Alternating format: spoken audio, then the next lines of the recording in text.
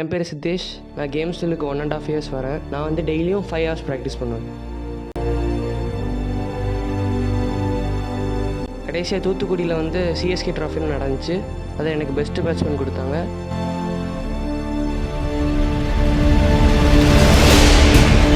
Sanction நடத்தின டோர்னமெண்ட்டில் man of the match வாங்கினேன். JMJ நடத்தின டோர்னமெண்ட்டில் பெஸ்ட்டு பேட்ஸ்மேன் வாங்கினேன்.